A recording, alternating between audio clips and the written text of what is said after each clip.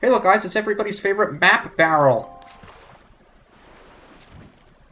That's right, we're talking to a barrel, no, it's actually a boat. Just to the west of Mother and Child Isles, and to the south of the Forsaken Fortress is Four-Eye Reef. And here we encounter a talking barrel! You've seen those weird rings of light that appear on the surface of the sea, haven't you, small fry? Did you know that there are some rings that only appear at night? Didn't think so. That's really all you have to tell me, talking barrel? Thank you. But regardless, here we have Four-Eye Reef, and I need to change direction of when to get back there, and I'm going to be speeding up anyway, so I'll just speed my way over there.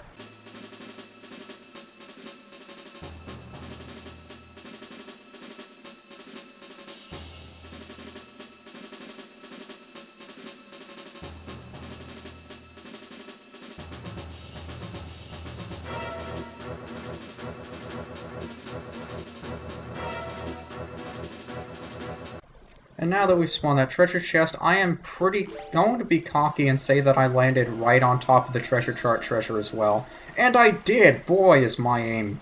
I mean, I tell you, even though I screwed up the Spectacle Island cannon game terribly, I think my aim is with the spawning the treasure chart treasures and the cannon fire is a lot better than I think it is.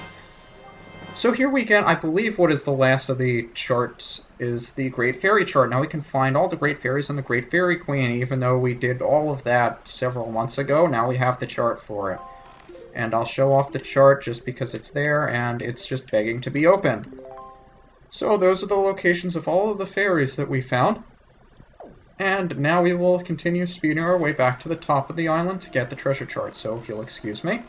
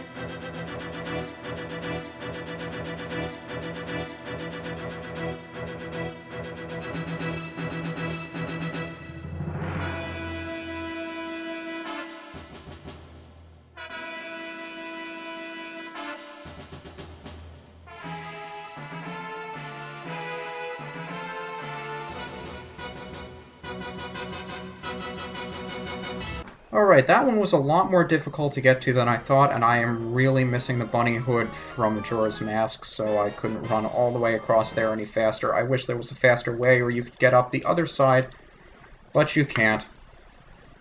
And if you can, let me know, because I'll never play this game again, and I'd really like to know. So, I think we've got everything we want on the square. Let's progress to the north and revisit the Forsaken Fortress. So now, for the first time in ever, we get a chance to look at the Forsaken Fortress in the daytime. This place really looks different in the daytime, doesn't it? Really, the only thing we're here for is the treasure chart treasure. And we're almost on it. So let's pick it up and get one last look at the Forsaken Fortress, because this is probably the most out-of-the-way island in the entire game. I mean, you have to sail through a good 2-3 squares in order to get here from anywhere, since you can't warp directly out of you can't sail out of Mother and Child Isles. Anyway, let's move to the west now. Just to the west of Gale Isle and the Wind Temple is Northern Fairy Island, an island that we've obviously been to before since we have all the fairy upgrades. And really, we're only interested in the treasure chart treasure that I probably just passed over as I was talking to you. Did I? Yes, I did. Excuse me while I go back.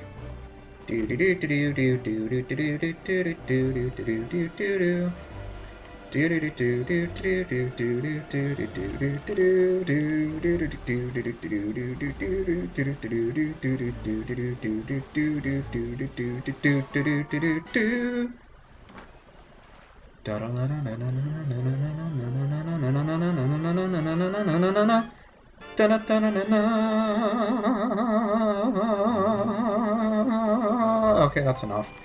Moving on. Just between the islands of Windfall and Dragon Roost is an island that we visited.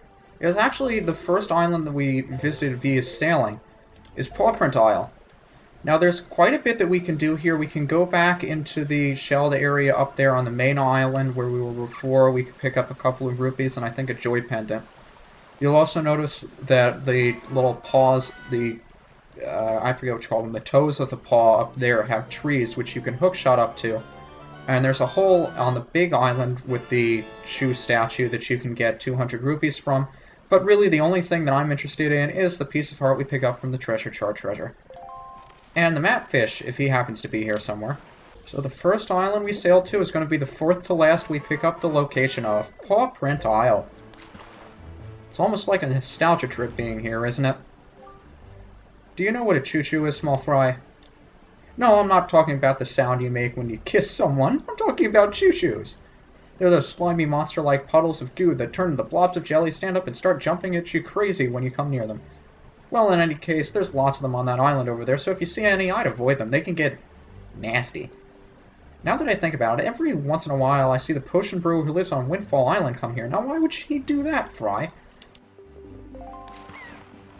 I don't know if I'll wind up explaining this or not, because I don't have nearly enough jelly to get the potion from him I want. But essentially, you can go to the potion shop dude with 15 of either red, green, or blue jelly, and he will start making potions out of that jelly. And I'm sincerely hoping that before this playthrough is over, I have 15 blue chew jelly. I don't know if I will, but I'm really hoping that I do, and if that's the case, I'll be able to get him to make me some blue chew jelly. I'll do whatever I can to let that happen, but if it doesn't happen, it doesn't happen. Anyway, enough rambling, let's move on to the island to the north. Just east of Gale Isle and north of Pawprint Isle is, I think this is Crescent Moon Island. No, this isn't Crescent Island from Diddy Kong Racing, this is Crescent Moon Island, and just sitting on top of here, along with 2 blue chews. How convenient, I was just talking about you guys. So we only need 3 more pieces of blue chew jelly before we can get the potion. But inside this treasure chest, just happening to sit on top of the island, is another treasure chart. Isn't that convenient? We're getting close to the end of the treasure charts, guys. We don't have too many left. In fact, we only have, how many? Yeah, we've only got 5 left. Wow. Anyways, you can tell there's a treasure chest that happens to be right in the middle of this island. And if we talk to the telescope dude, he will tell us about the submarine that we see off in the distance. See, right over there. So first things first, we will head to the center of the island to pick up the treasure chart treasure. And when we get on top of it, we will stop. Put the thing down in there. How does a shark spawn in here? There's no room for the thing to swim. I mean, geez, come on. Give me a little bit of a break here. So, at the very center of Crescent Moon Island is another piece of heart. We are getting so close to the end, guys. We only have 6 more heart pieces to go. And just like I said before, this island is Crescent Moon Island. I always misspell the word crescent. I think there isn't a second C in there, but there is. You best be careful. Ghost ship, we already dealt with it. So let's head over to the submarine, which I believe is right over there. I might not even have to cut to it since it's so freaking close. That's convenient. I mean, the island is just right over there. And I don't know if I ever showed this off, but if you look back to Windfall Island, you can see that the lighthouse is still going there, the one that we lit so many months ago. You can see it from several islands away, and it's quite neat to look at. But let's head on into the submarine here. I should have some weapons equipped. Battle time, baby, battle time. There we go. Oh, do we have to deal with you guys for... Yeah, this is the room with all the mini-blins in it. Maybe it's better for me to just stand in a corner somewhere. Now, you could use the hurricane spin if you want, but these guys will be all over you when you enter into your dizzy animation, and it's generally not a good idea to leave yourself stunned and open for attack. Just fend these guys off one by one, you should be okay. I mean, they're just mini-blins. The most they're going to do to you is peck at you with their little trident things. And even that's not too much to worry about. Since there are so many of them, odds are they're going to drop you over recovery harder too. And you're going to be able to heal off the damage as soon as it's dealt to you, so don't even worry about it. Really don't. It's nothing to be afraid of. They are just mini-blins. It's more annoying than anything else that I have to sit here for 40 or so seconds, or however long it is, just wailing my sword wildly. Constantly pressing the L button so I'm targeting them, and... I mean, you know the drill. You've seen me face these guys so many times before. And I believe we're getting towards the end here. There we go. So now they're going to stop spawning. Although the ones that are still here won't go away. You know, they've stopped spawning, so things are a little more quiet now. And occasionally a couple of them will just get stuck in here. So let's kill it with the boomerang, just because we're cool like that. And open up the treasure chest that we had to defeat all of those mini-blins for. But they're only mini-blins, I don't expect it to be too much, and it's actually a treasure chart, that's not too bad.